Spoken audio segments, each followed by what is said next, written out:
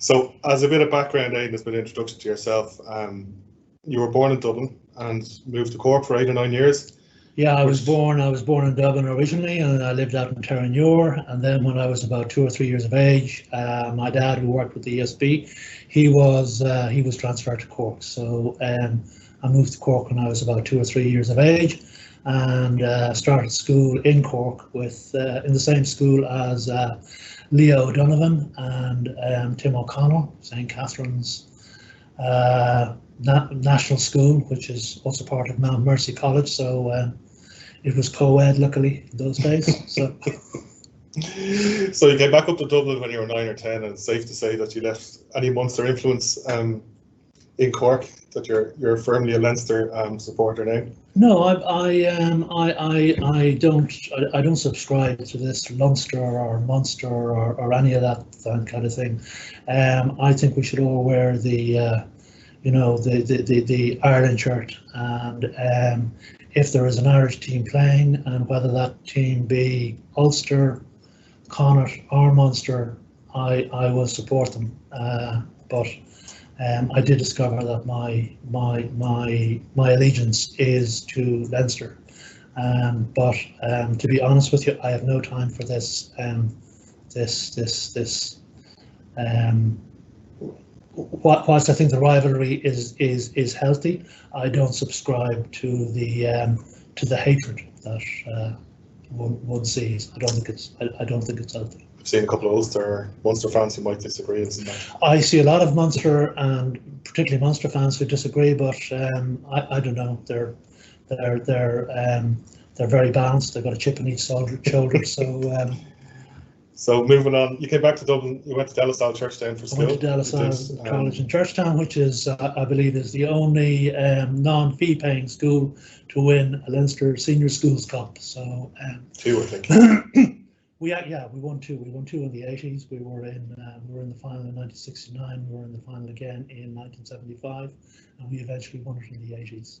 We won it twice in the 80s. Yeah. So you did your leaving cert in 1974, and maybe talk a bit around why you picked accountancy as a career. I considered a number of careers. I was interested in, I did a lot of science subjects when I was at school. I was interested maybe in becoming an architect, but there used to be a series on television about a management consultant, and he had a really fast lifestyle, and that really appealed to me. So I decided that I'd like to go into business, and I figured I wanted to make some money, and I was looking for something that was suitable, so I decided I'd do accountancy. Yeah. So you had interviews with KPMG and a smaller practice, John Woods? That's right. But KPMG wouldn't take non-graduates at that stage, and I figured that if I went to college, that I would spend too much of my time drinking and chasing women, so I figured I'd be better off starting work immediately. And doing that later. I never did anything like that, Colin. So you joined John Woods, and John Woods back then was a practice of probably about 30 or 40 people, and in those days the pass rates of mostly trainees, and the pass rates in the exams were sort of between 10 and 20% at that stage, and most of the guys that I worked with, most of the trainees that I worked with, would have been doing exams 4 and 5 and 6 times before they passed them. So this is your time to shine, Hugh. Yeah, I was lucky enough to get most of my exams first time, but I think I had an aptitude for accountancy, probably. I don't know. Just taking a step back then, because you came straight from school, you had to do 5 years. I did it, yeah, 5-year articles. I did 5-year articles. So the first year I was on what was called the commencement course, so I spent 9 months in the College of Industrial Relations in Ranelagh, doing and after that you sat your first exam, I think. So. And what was an article clerk paid back in 1974? The princely sum of £360 a year, so that worked out at £30 a month. So In those days, you had to buy stamps, which probably cost about a £5 a week. So after they took the £5 a week out, I think I was left with about £10 a month. So it was, which probably just about paid my bus fare.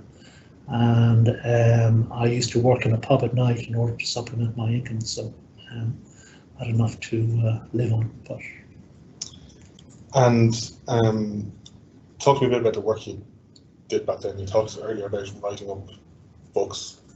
Yeah, I suppose when I started, I had no background in accountancy or in business, so I didn't know a debit from a credit, and the debit was by the window and the credit was by the door or whatever.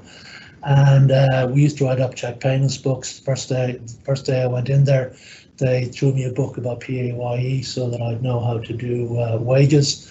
And we used to practice totting in those days by adding up the telephone book. Calculators were too expensive to tell you about how I used to walk to work in my bare feet. Wasn't quite that far. Not quite that bad. Not far off. But that's very different to what it is today. We didn't have palatial offices like that. We were in, I think there was 8 of us sitting around a table and writing up books. And the favorite job for young articled, newly admitted articled clerks was closing off nominal ledgers. So everything was kept in books, and it was kept by hand in those days. And so I learned a lot about accountancy by closing off nominal ledgers. Well, I think it's back to the basics, I suppose. Yeah. Because you passed your exams first time, you had to wait till your final year to do your equivalent. Yeah, that's right. I did 5-year articles, so I think there were 4 exams, and you couldn't do your final exam until the last 18 months of your contract. And I got very jealous of all those very privileged people that had gone to university and were able to go to the US on J1s and that kind of thing. So I figured I'd try and engineer something. So I organised a job for myself in the US with a conglomerate, a publicly quoted conglomerate at the time that had a lot of businesses throughout the States, and I worked in their. I got a job in their internal audit department. And then I had to go and try and persuade Johnny Woods to give me 6 months industrial leave so that I could go over. So this was your first time away from home, first time in a plane? First time in a plane. Philadelphia? Yeah, I flew. First time on a plane was going to New York City when I was 20 years of age. So just barely over, probably below the legal drinking age in some of the states. Some of the states. I think that's an important clarification. So you found some of the states where it's only 20, I believe. They shipped you off from Philadelphia. So I started working for this company called Alco Standard Corporation in Valley Forge in Pennsylvania. And the first thing I went to meet the guys I was working with. I had to play a softball game the first day I arrived. That we were having a big softball game. I think I nearly killed the. If you're playing softball, you're not supposed to. I think you're supposed to throw the bat rather than run with the bat. I decided I'd run with the bat. I think I nearly destroyed the chief executive of the corporation on the first day. But when I started working, Cork, I'd say, is it? What? Don't drop the bat. Don't drop anything. So it's safe to say you enjoyed your 6 months in the States? In the States, yeah. First morning I started there properly, they put me on a plane and sent me to Los Angeles. So I had a really good time out there. I learned a lot about auditing and that kind of stuff.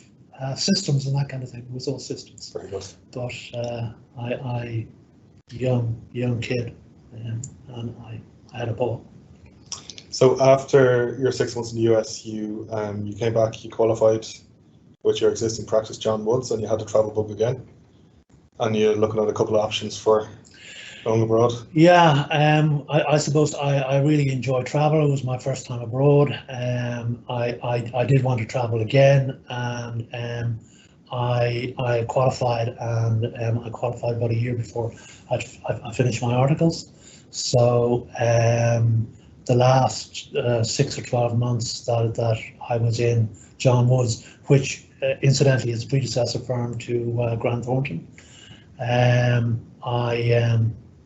looked at maybe going to Australia, or I would really have liked to have gone back to the States to do an MBA or something like that, but it was difficult to get into the States at that time. And I was gonna trek overland and go to Australia, but I figured I'd spent all this time training as a chartered accountant, and I may as well, rather than living in hostels and carrying my belongings on my back, that I could do as probably a little bit of luxury. So I decided to get a job as an accountant and the place I went to work for what is now KPMG, what was then Peat Marnock Mitchell in Johannesburg in South Africa. And this is about the time when things got serious with Catherine, your wife of nearly 40 years next year. No. We were married 40 years last year. I was a child groom. Yeah, I was only 22, so I got married. I decided I couldn't ask a young Irish girl to move to South Africa with me if I wasn't prepared to make some sort of a commitment. So we got engaged before I went to South Africa, and well, no, actually we broke up first, and what happened was I met her at a friend's wedding. And I'd had a few drinks and decided to ask her to marry me, and checked in the morning to make sure that I still felt the same way, and I still did. So, well, to be honest with you, it's the best thing that ever happened to me. So you obviously enjoyed life in South Africa, the luxury of it, but in the background was obviously South Africa, and particularly Johannesburg, was quite political at the time. You had the Group Areas Act. Yeah, when I moved to South Africa, there was obviously apartheid. There was a lot of international disapproval of apartheid at that time, and I would have felt quite strongly myself, very, very disapproving of apartheid, and I went there, I suppose, maybe to discover more about it. And I think when I was there, I was shocked at the level of the lack of civil rights, and the fact that your skin color could affect your stature within society. And I suppose a lot of it reminded me of the north of Ireland at that time, and the lack of civil rights that were there because of your religion, and also I suppose I'm reasonably nationalist, and I would have thought that really blacks in South Africa are probably not that different to the whites in Ireland at the time. So there were a couple of things that happened that really reminded me of the inequalities in the society as they existed in South Africa at that time. But having said that, I think South Africa is an absolutely fantastic country. I think it's got so much going for it, in terms of bush. It's got bush, it's got jungle, it's got wildlife, it's got and not just the kind of wildlife I like. It's got wild animals as well,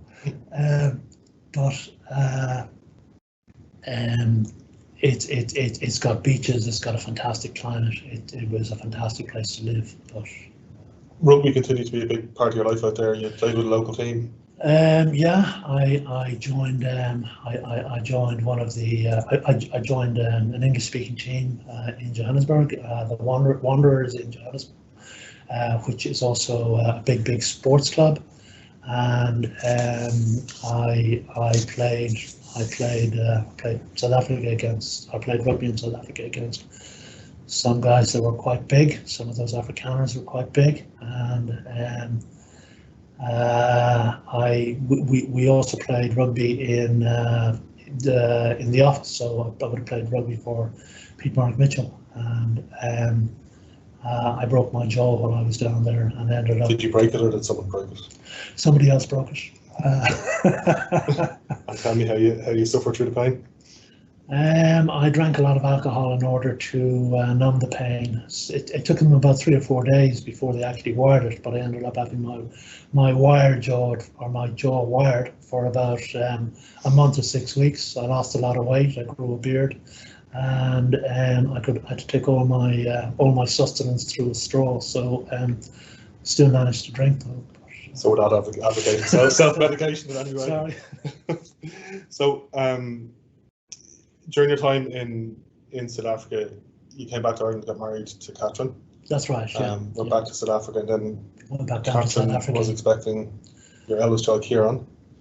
At the time, well, I didn't know that at the time. I didn't know what she was expecting. So you got a call from your previous practice from John Woods saying, from John Woods, yeah, wanted to know what they had.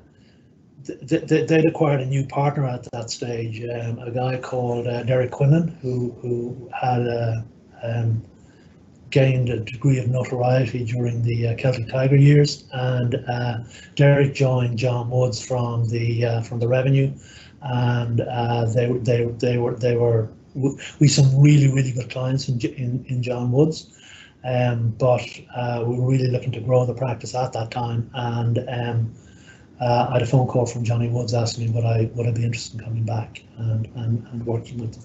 So you're back in 1982.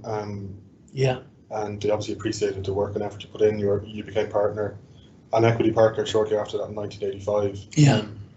Tell us a bit maybe about the type of clients you had back then and the work you did for those clients. I did all the things that I tell my partners now not to do. So I would have done all the meddling that I tell my partners and other people not to do. So at that stage, I would have done the audit. I'd have prepared accounts. I'd have done tax work. I would have done corporate finance work. I did a lot of due diligence with some really big clients. We just after we merged with Grant Thornton in 2000, and at that time we looked at they looked at the top 10 privately owned businesses in Dublin, and 5 of those were clients of mine. So and some of them in fact are still clients of the firm today. So talking about people like Keeling's, Gown Group, Superquin, if people remember who Superquin were, would have been a really good client of mine. Connaughton, who were the Caterpillar dealers, and again who would have been a client here until they went bust.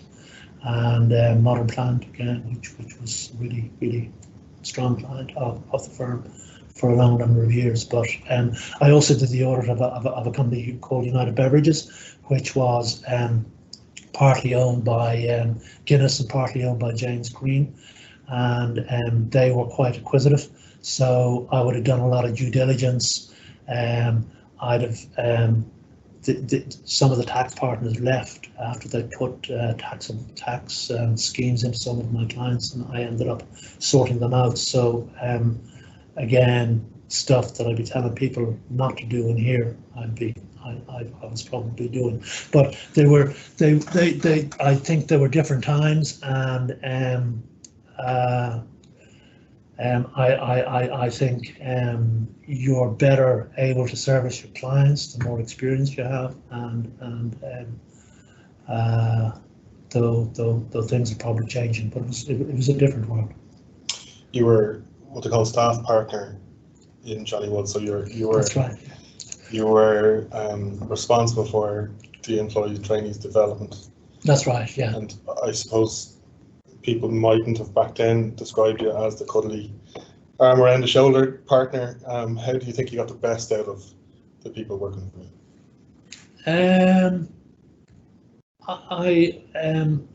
I was young when I was made a partner, so I wouldn't have been that much older than the trainees. I was maybe 7 or 8 years older than the trainees, and I could remember when I was a trainee, and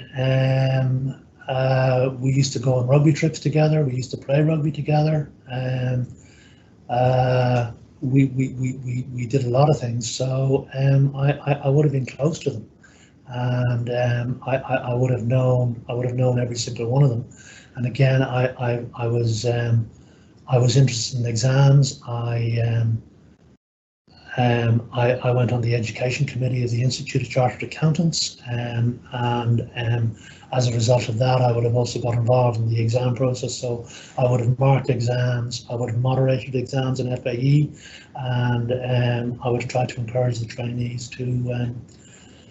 to progress and pass their exams, and I'd try to give them tips as to the best way to approach their exams and how to answer the questions and that kind of thing. And before we move on to the merger with Grant Thornton, I think it's probably sums up your approach to your work. You mentioned a quote that your father told you, and I suppose. Yeah, when I was growing up, my dad was from Limerick. He was reasonably tough, but he told me that he didn't care what I became. And if I wanted, I could become a road sweeper, but I was always to remember that I was to be the best possible road sweeper that I could be, and I was to try and sweep the roads better than anybody else could.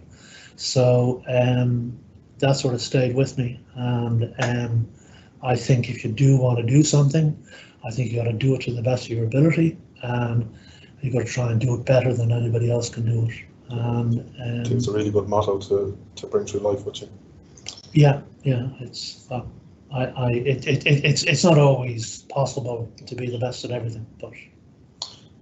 So then we come on to the merger with what was Grant Thornton, so Grant Thornton and John Woods, and to put it into context, John Woods was a practice at that stage of about 60 or 70 people with about 5 partners. Yeah. Grant Thornton was in around 90 or 100. About 100 employees, people, yeah. 6 or 7 partners. They had 6 partners, yeah. It was almost a merger in the true sense of the word. It was. It was a true merger, and although Grant Thornton was slightly bigger, all of the partners shared profits equally, and I think that was important for the purpose of the merger, and so that there was cooperation. And also, I think we got in under the one roof at the one time, and again, I think that was important. You had a number of suitors in terms of potential mergers at the time.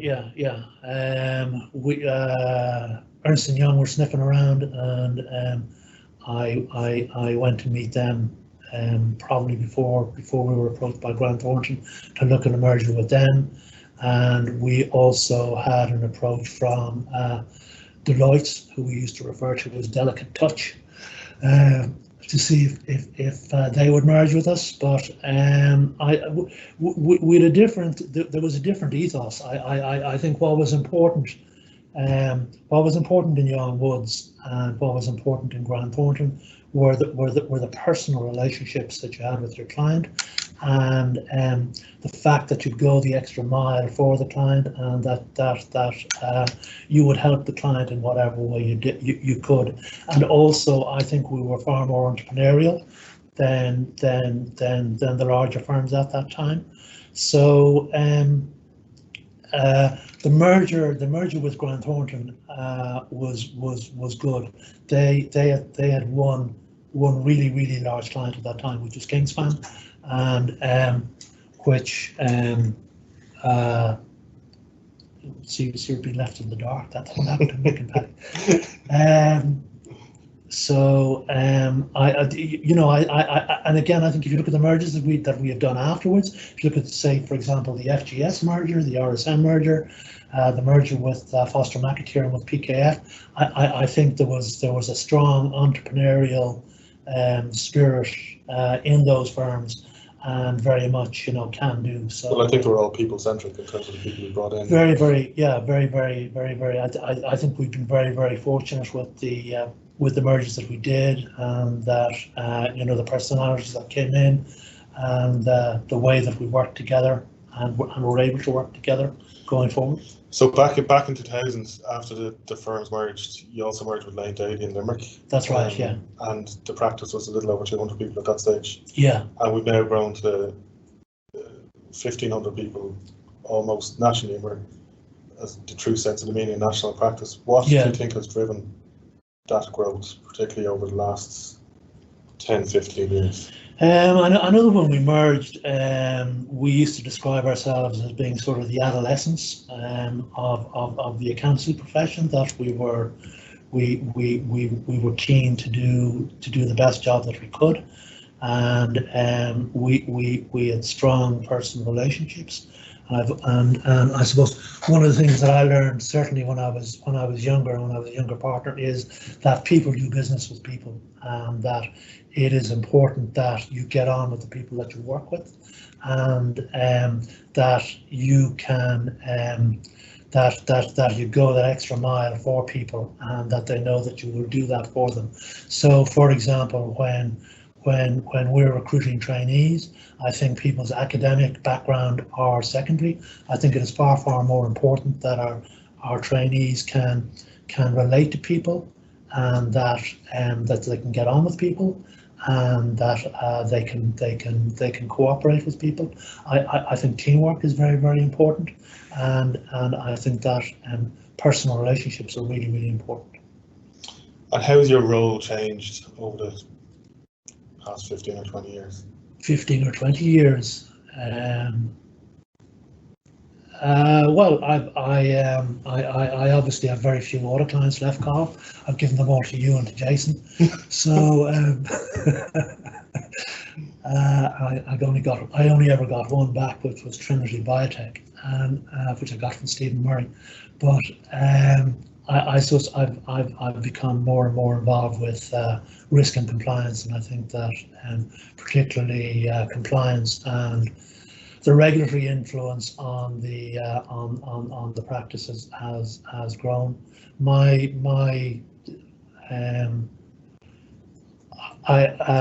We've got to play by the rules now. We can't be. I can't be doing everything for my audit clients like I used to do in times gone by. You've got to, and again, I think one of the big bonuses that we got by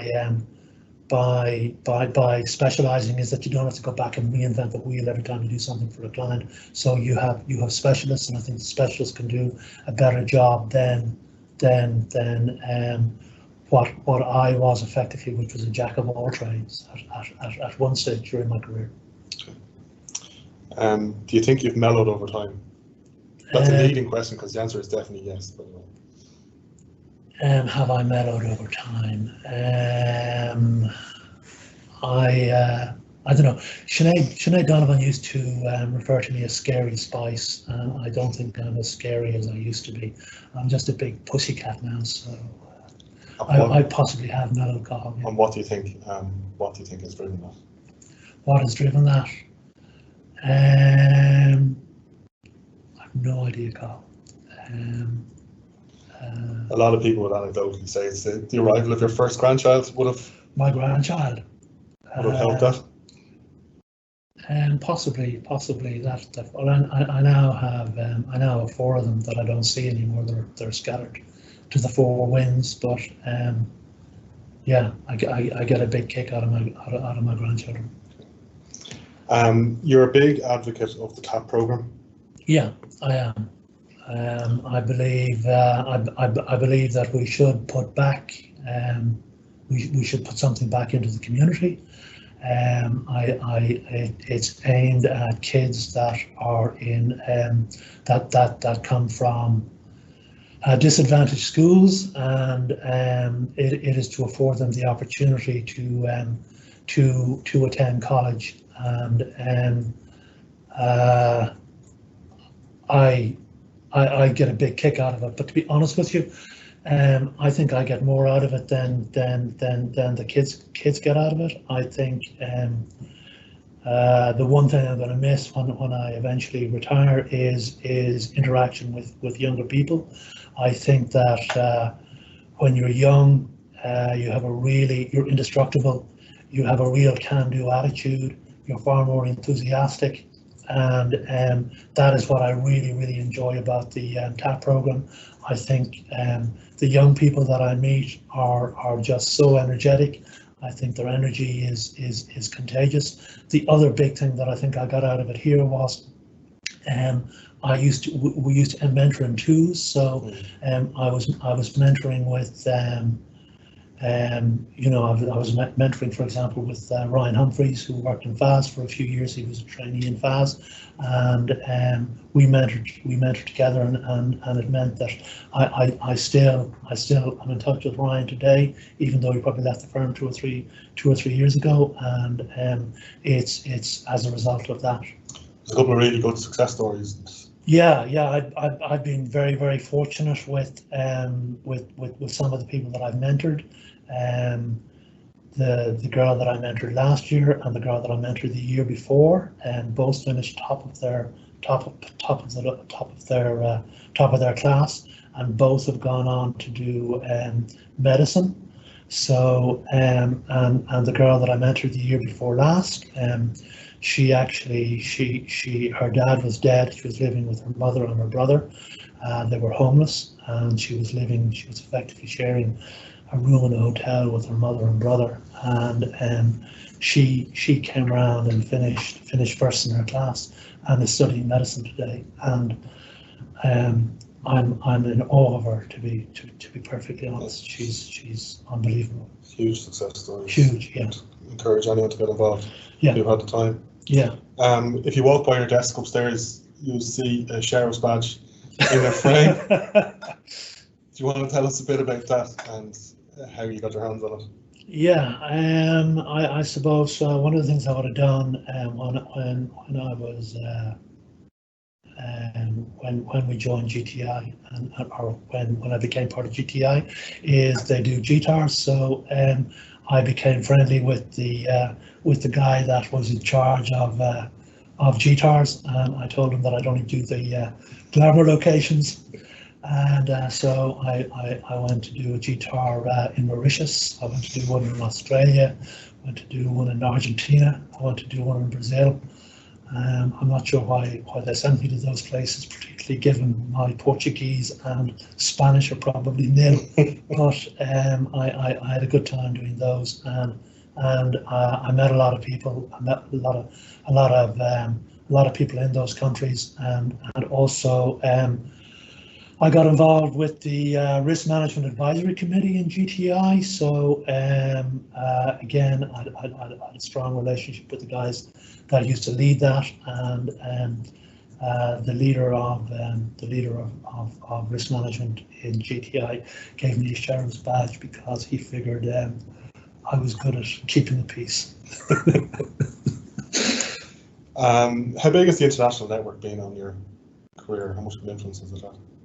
I don't know. I've only been involved with GTI for the last 20-25 years. I've had a ball, and I think, you know, some of the clients that we have today, I don't think that we could have serviced them, or we couldn't have looked after them. For example, we now have a lot of PCOB work, and I don't think we would have managed to do that without the support of the network. Having said that, I think we have really good people in Grant Thornton. You know, I think I have very talented partners, and I think we've taken on a lot of really strong staff that have performed really well. I think that we punch above our weight within the GTI network, but I suppose you get out of something that what you put into it, you know. So. How has COVID affected you, so professionally, personally, and what is the first thing you want to do when restrictions are lifted?